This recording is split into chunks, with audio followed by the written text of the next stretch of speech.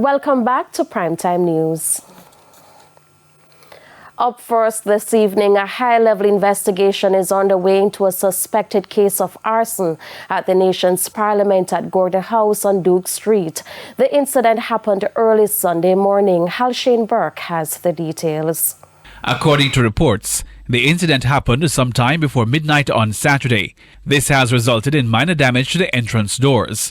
It's understood that an individual gained access to the building and attempted to start a fire, causing minor damage to a wall and electrical fixtures. Police personnel on duty responded promptly and extinguished the fire. The incident was captured on surveillance video, which has been shared on social media. The individual involved was seen fleeing the scene. No injury was reported. The parliamentary opposition, the People's National Party (PNP), has expressed concern and called for a swift and comprehensive investigation into the matter.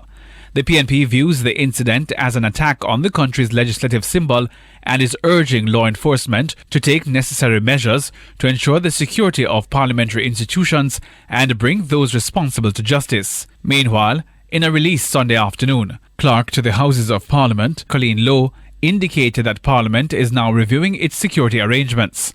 This after consultations with the Senate President Tom Tavares Finson and House Speaker Juliet Holness, along with the team in charge of security at Gordon House. An appeal is being made to anyone with information to come forward and assist the police with their investigation.